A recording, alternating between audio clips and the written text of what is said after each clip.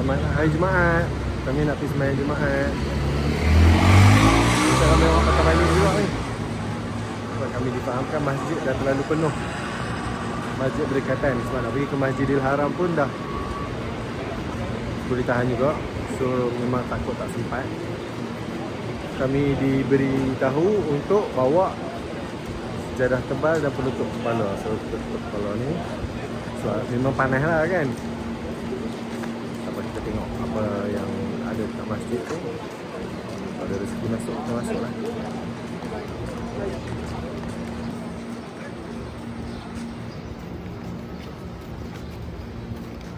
Kita jalan.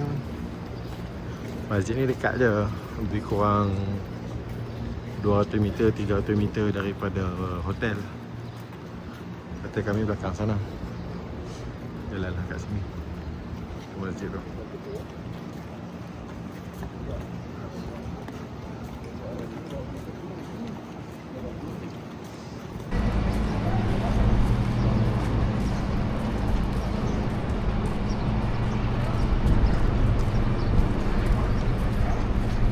Ada apa?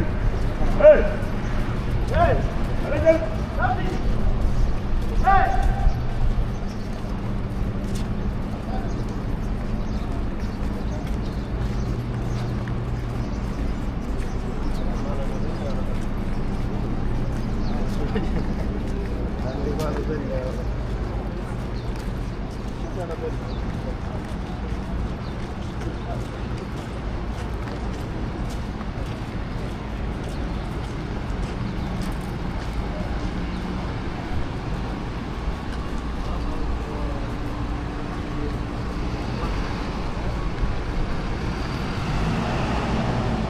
Semua standby kat tepi tu. Yang ni pun full. Cari tempat teduh lah.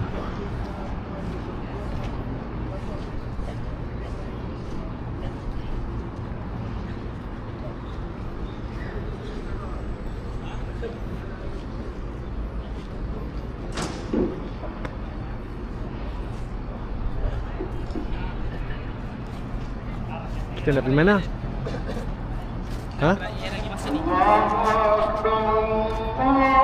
Masjid mana? Belakang tu? 8 minit. Ke ni dekat sana? Bukan, ni tak boleh. Ni kat Padang tu bang. Dia pergi Masjid Hussein apa tak? Dia tak boleh naik lah. Siapa pergi? Jujur. Dia kata masjid kita tak ramai.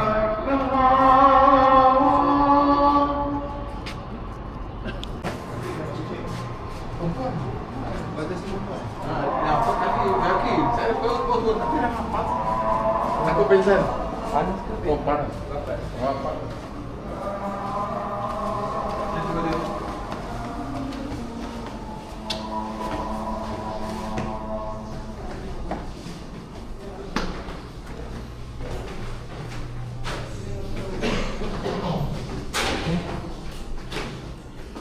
Kenapa minggu lepas dia buka? Apa ya?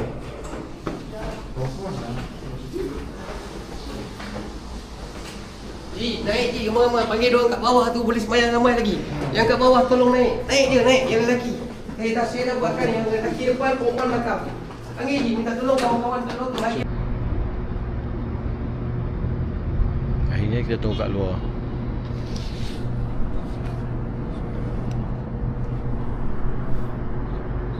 Sebab tadi kat dalam tu imam tu marah. Kami masuk tempat perempuan. Rupanya ada jemaah perempuan. So larilah duduk luar.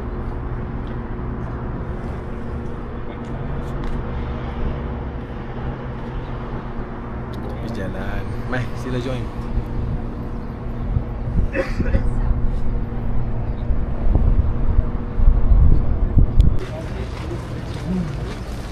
Last minute kami dapat tempat. Tempat masuk. Office. Sebenarnya ada office. Masuk office. Ada satu office. Lepas tu kami masuk. Tapi kami tak ada ambil gambar lah sebab laju sangat. Subhanallah. Panas dia. Inilah haji. haji di Mekah.